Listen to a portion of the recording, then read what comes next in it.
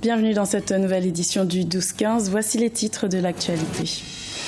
La justice sud-africaine a rendu son verdict dans l'affaire Oscar Pistorius. Le champion paralympique a été condamné en appel à 6 ans de prison. Au Ghana, la présidence a nommé un nouveau chef d'état-major à la tête de l'armée le 1er juillet 2016. Les détails sur la personnalité qui occupe ce poste clé dans cette édition. Et puis nous irons au Gabon. Le président Ali Bongo Ondimba a fait la promotion d'un pacte social en faveur de l'emploi, une action pour lutter contre le taux de chômage élevé dans le pays.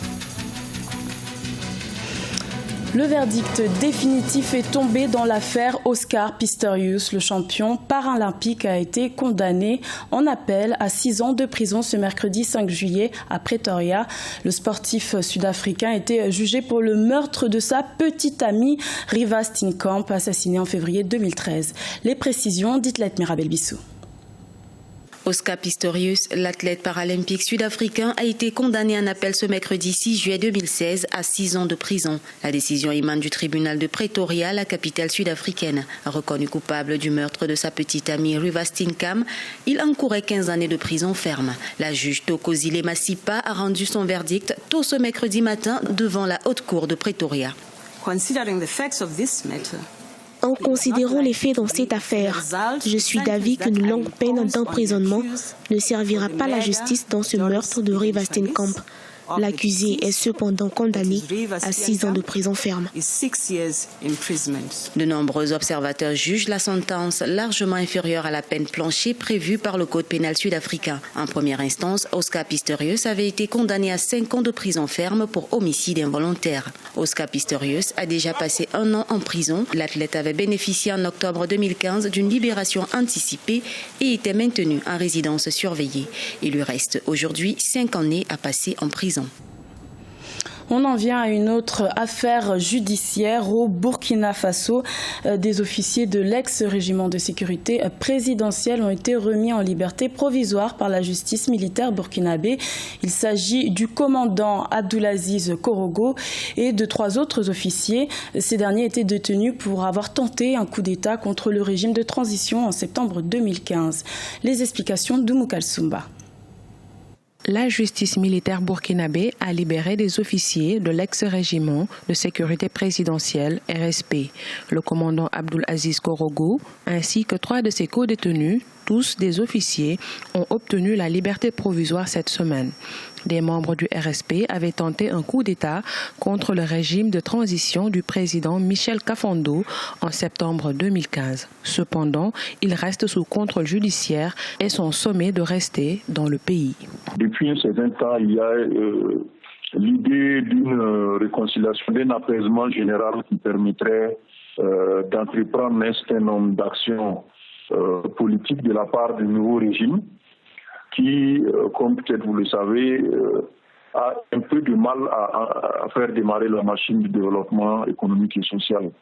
Donc on peut penser que les libérations des cas qui ne sont pas extrêmes en termes de participation aux événements de septembre peut permettre également d'apaiser une certaine partie de la classe politique.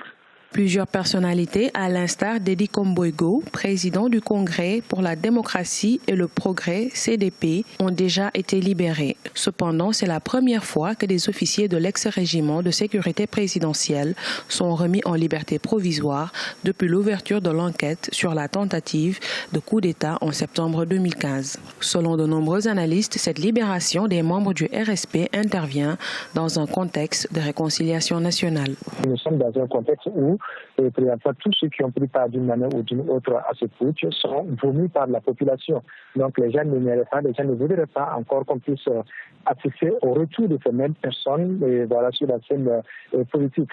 En l'occurrence, pour ce qui concerne les dirigeants du régime de Chypre, par exemple, les ministres qui étaient là lors du dernier conseil des ministres, il y a un décret, par exemple, il y a une loi qui est prise sous la tension, leur interdisant, par exemple, d'occuper des postes de responsabilité. Donc on peut s'attendre à ce que la même chose, en tout cas, puisse être appliquée à ces officiers du RSP. Le coup d'État manqué de septembre 2015 au Burkina Faso, orchestré par le général Gilbert Diendéré, a occasionné la mort d'une 15aine de personnes et une centaine de blessés. S'il est vrai que des questions épineuses restent en suspens concernant ce putsch avorté, le peuple burkinabé réclame justice pour qu'une paix pérenne et un climat social apaisé règnent au pays, des hommes intègres. Je vous le disais en titre, l'armée ghanéenne a un nouveau chef d'état-major depuis le 1er juillet 2016. Il s'agit du général Obed Boama Akwa. Il a été promu à ce poste par le président John Dramani Mahama, un poste à haute responsabilité, comme nous l'explique Théogracias Podo. Les forces armées ghanéennes ont un nouveau patron. Le général Obed Boama Akwa a été nommé vendredi 1er juillet 2016 au poste de chef d'état-major. Avant sa nomination, il assurait la direction du Centre international d'instruction de maintien de la paix, Kofi Annan, basé à Accra, la capitale. Depuis 2003, le général avait pour responsabilité la formation et la recherche dans toutes les composantes des opérations de maintien de la paix en Afrique et plus particulièrement dans l'espace CEDEAO. Nous sommes investis de la plus prestigieuse des responsabilités. Nous voulons vous rassurer de notre courage et de notre détermination à accomplir toutes les missions qui nous seront assignées. Nous ferons de notre mieux pour protéger cette nation avec une volonté totale. Courant novembre 2016, le Ghana va organiser de nouvelles élections générales qui mettront aux prises les forces politiques du pays. Selon certains, la nomination du général Boama Akwa pourrait répondre aux soucis des autorités de garantir des scrutins apaisés et sans violence, mais le principal défi pourrait être la question de la sécurité du pays face aux menaces terroristes. La résolution des défis sécuritaires qui interpellent la sous-région ouest-africaine devrait passer par le renforcement des capacités des États membres de la CEDEAO et l'amélioration de leurs instruments stratégiques. Nous avons beaucoup investi pour que notre armée soit une armée de qualité et dotée de l'essentiel des moyens pour protéger la population. Et comme vous pouvez aussi le remarquer, nous avons doté chaque région de ce pays des forces de protection. Au-delà de cette nomination, beaucoup en appellent à une véritable surveillance renforcée des mouvements des populations aux frontières et plus particulièrement aux points d'entrée non approuvés. Les contrôles seront également renforcés pour les personnes en provenance de pays à risque comme la Libye, le Niger ou encore le Mali. Également dans l'actualité, en bref, le dialogue inter-burundais pour sortir le pays de la crise doit se poursuivre entre le 9 et le 12 juillet 2016 à Arusha, en Tanzanie.